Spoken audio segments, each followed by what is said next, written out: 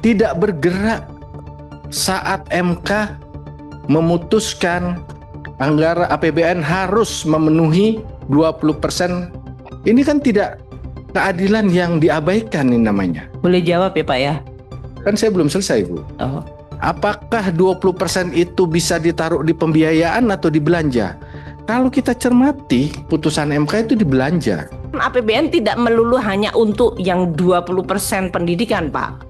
Fungsi yang lain saja begitu banyak yang juga harus equally diperhatikan. Kalau pergerakan itu adalah memang by design, berarti kita niatnya memang buruk dari awal. Kan by design enggak, RUU-nya kan dibahas dan selalu itu 20%.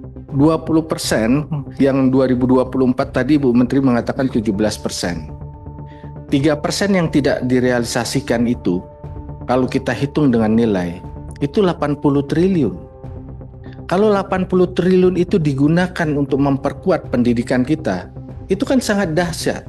Tapi seandainya cadangan pendidikan yang ditaruh di pembiayaan dipindahkan di belanja, tidak mungkin tidak direalisasikan.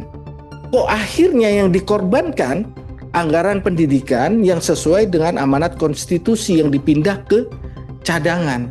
Kenapa nggak belanja yang lain? Sehingga anggaran pendidikan seperti kita lihat dalam tabel tidak pernah tercapai 20%. Itu by design menurut saya. Sudah mendekati September, kita belum mencapai 20%, maka diberikanlah KL itu belanja tambahan di bulan Oktober.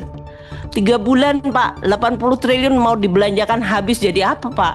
Kalau menggunakan tadi indikatornya Pak Dolfi tadi, efisien, ekonomis, bertanggung jawab, kepatutan, nggak akan mungkin membelanjakan puluhan triliun at the last months. Kenapa terjadi seperti yang Ibu Menteri katakan? Karena tidak ada isinya programnya. Kalau sejak awal direncanakan, Bu, tidak mungkin tidak digunakan dan terburu-buru menggunakannya di akhir ini. Karena tidak ditaruh di belanja. Maka seperti itu kejadiannya. Sekarang kalau yang Ibu khawatirkan belanja turun naik. Dulu kita pernah mengalami transfer daerah menggunakan rumus. Kita bisa batasi. Tapi memang ini seolah-olah anggaran pendidikan itu menjadi penyebab utama defisit yang utama. Padahal seluruh kontribusi defisit bukan hanya dari sektor pendidikan.